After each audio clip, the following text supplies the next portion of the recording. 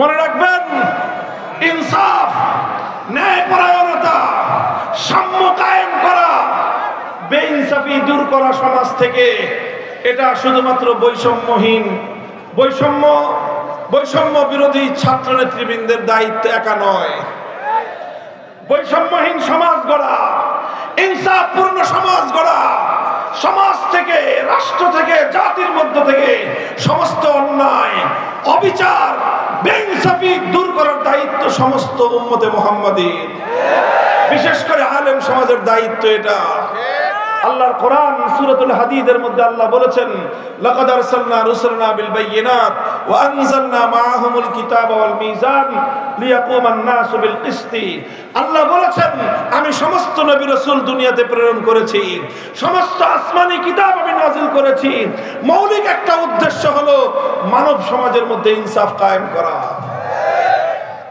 আমাদের আলেমদের কাছ থেকে, হুজুরদের কাছ থেকে এক শ্রেণীর মানুষ ইনসাফের কথা, বৈষম্যহীন দেশ গড়ার কথা, সমাজ গড়ার কথা শুনতে চায় না। তারা শুধু আমাদের কাছ থেকে ওয়াজ শুনতে চায়, আখিরাতের ওয়াজ। তারা শুধু আমাদের কাছ থেকে শুনতে চায় কবরের ওয়াজ। তারা বলে যে হুজুর, মাটির নিচে যা আছে বলেন, আসমানের উপরে যা আছে বলেন। আসমানের নিচে আর মাটির উপরে যা আছে এগুলো তো রাজনীতিবিদরাই বলবে। এটা আরেকটা জাহেলিয়াত। আজ এই ব্রিটিশ প্রবর্তিত পশ্চিমা এই ধোঁকাবাজির রাজনীতি, এই বিলাসিতার রাজনীতি, এই পুঁজিবাদের রাজনীতি, এটাই সমাজকে ধ্বংস করে সেরেছে।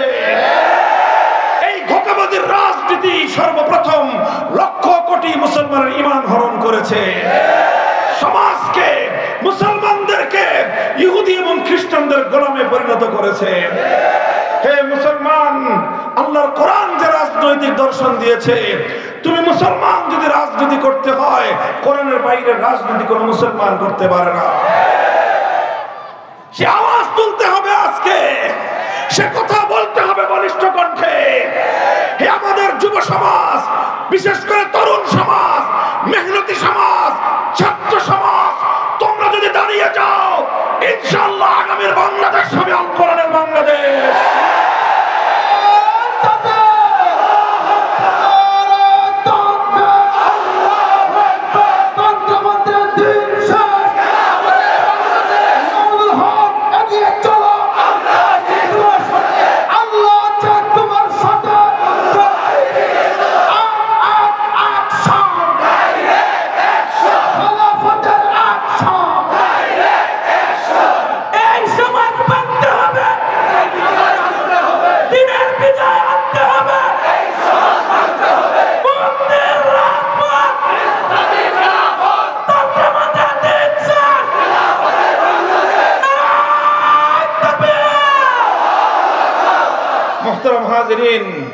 এজন্য বলি, কোরআন পড়ুন, কোরআন বুঝুন, এরপরে হলো কোরআনী সমাজ কায়েম করার জন্য সংঘবদ্ধ হন। তৈরি আছেন ইনশাআল্লাহ? আল্লাহর কোরআনের কারীমকে নিয়ে আল্লাহর পয়গম্বরের সর্বশেষ দায়িত্ব ছিল, যেটা নবীজি করেছেন, সেটা হলো মানুষকে প্রথমে আল্লাহর কোরআনের তেলাওয়াত শিখিয়েছেন, শুনিয়েছেন, তারপরে কোরআনের মর্ম বুঝিয়েছেন, এরপরে কোরআনে কারীমের এক একটা বিধান আল্লাহর জমিনে বাস্তবায়ন করেছেন। এরপরে আল্লাহর নবী মানুষকে শুধুমাত্র একবার দুইবার কোরআনের বিধান বাস্তবায়ন করে ক্ষান্ত হন নাই, বরং প্রতিটা মানুষের আখলাক, তার চরিত্র এমন ভাবে গঠন করেছেন যে প্রতিটা মানুষের চরিত্র আল্লাহর কোরআনী চরিত্রে পরিণত হয়েছে। কাজেই এটাই হলো তাজকিয়া। কোরআনী চরিত্র গঠন করতে হবে। কোরআনী চরিত্র গঠন করার জন্য কোরআনী সমাজ গড়তে হবে। কোরআনী সমাজ গড়ার জন্য আল্লাহর কোরআনকে বুঝতে হবে, অনুধাবন করতে হবে। এইভাবে আল্লাহর কোরআনকে কেন্দ্র করে একটা সমাজ আমরা গড়তে চাই। আমাদের সঙ্গে আপনারা কাজ করবেন তো ইনশাআল্লাহ? দেখেন, আমাদের দুনিয়ার কোনো স্বার্থ নাই, রাজনৈতিক কোনো ধান্দা আলহামদুলিল্লাহ আমাদের নাই। আমরা আমাদের ব্যক্তিগত কোনো স্বার্থে আপনাদেরকে আহ্বান জানাই না। আমাদের একমাত্র আহ্বান আল্লাহর কোরআনের পক্ষে। আমাদের একমাত্র আহ্বান আল্লাহর নবী যেই সমাজ দুনিয়াতে কায়েম করে উম্মতের সামনে যেই মডেল, যে আদর্শ পেশ করে গিয়েছেন, আমরা সেই আল্লাহর নবীর মডেলের উপরে একটা সমাজ গড়তে চাই। আলহামদুলিল্লাহ, বাংলাদেশ ধীরে ধীরে সেদিকেই অগ্রসর হয়ে যাচ্ছে। কথা বলেন ঠিক না বেঠিক? এদেশের তরুণ সমাজ জাগতে শুরু করেছে। এদেশের তরুণ সমাজ এখন আল্লাহর কোরআনের চেতনা বুকে ধারণ করতে শুরু করেছে। এদেশের তরুণ সমাজ তারা ফ্যাসিবাদের বিরুদ্ধে, স্বৈরাচারের বিরুদ্ধে, জালিমের বুলেটের মুখে বুক চিতি আবু সাঈদের মতো দাঁড়িয়ে যেতে শিখেছে। এ জাতির মায়েরা তাদের সন্তানদেরকে অন্যায় এবং অবিচারের বিরুদ্ধে যুদ্ধের ময়দানে যাওয়ার জন্য উদ্বুদ্ধ করতে শিখেছে। যে জাতির মায়েরা তাদের সন্তানদেরকে অন্যায়ের বিরুদ্ধে মোকাবেলা করার জন্য যুদ্ধের ময়দানে পাঠায়, সে জাতিকে কেউ দাবায় রাখতে পারবে না ইনশাআল্লাহ।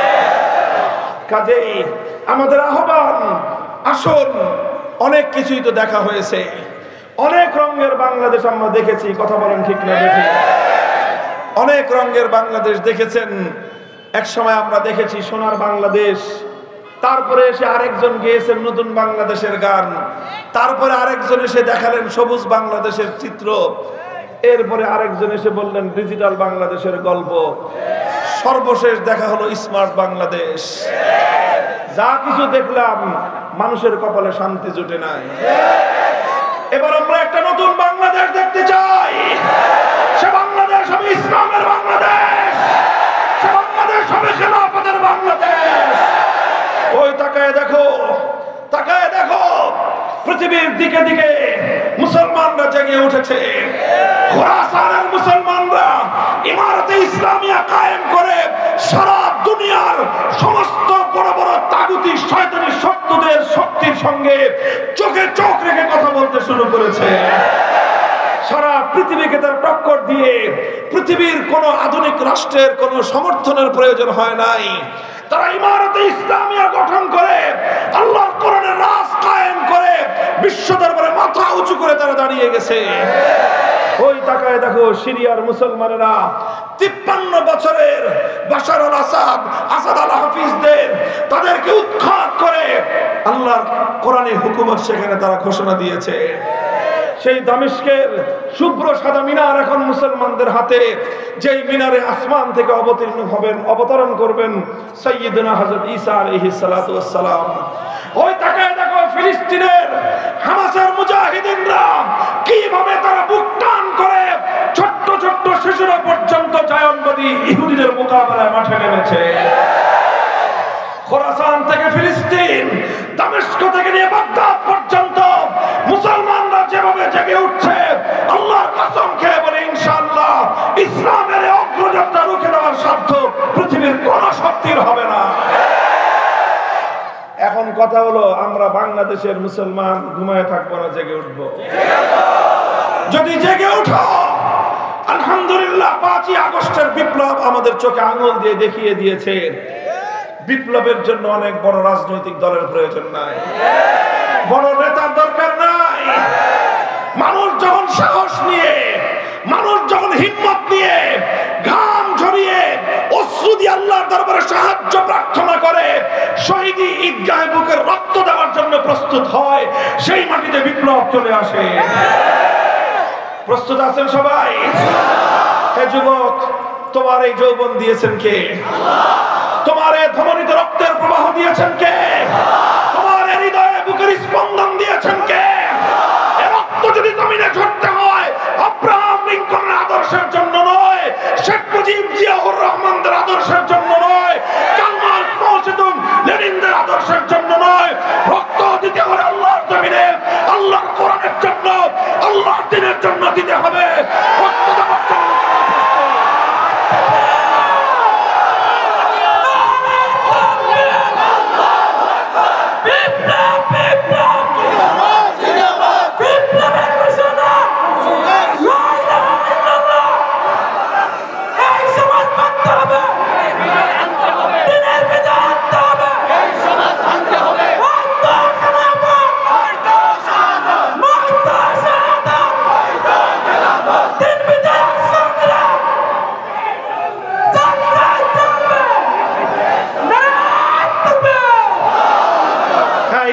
সেই বিপ্লবের জন্য প্রস্তুত আছেন তো? কারা কারা প্রস্তুত আছেন হাত তুলে দেখান, হাত তুলে। রাজি আছেন তো ইনশাআল্লাহ? হাত নামান, হাত নামান, হাত নামান। এই বিপ্লব শুধু স্লোগান দিয়ে হবে না, শুধু বক্তৃতা দিয়েও হবে না।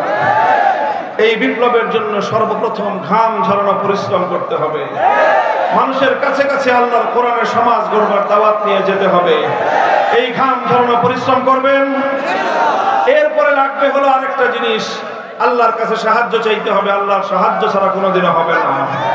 এই জন্য চোখের অশ্রু দিয়ে আল্লাহর কাছে সাহায্য চাইতে হবে। চাইবেন তো? ঘাম আর অশ্রু যখন দিতে থাকবো আমি আর আপনি, ঘাম আর অশ্রুর মাধ্যমে এই জমিন বিপ্লবের জন্য উর্বর হয়ে উঠবে। তখন সেই উর্বর মাটিতে দিতে হবে বুকের তাজা খুন, শাহাদাতের রক্ত। শহীদি ঈদগাহে মাথায় কাফনের কাপড় পরে আল্লাহর দ্বীনের জন্য অকাতরে জীবন দেওয়ার জন্য কারা প্রস্তুত আছেন? এটা শুধু কথার কথা না, শপথ, অঙ্গীকার? বলেন কার সাথে? কার সাথে? আল্লাহ পাক দেখতেছেন, হাত নামান। আল্লাহ পাক দেখেছেন, আল্লাহ শুনেছেন। কাজে যার যার হিসাব আল্লাহর কাছে দিব ইনশাআল্লাহ।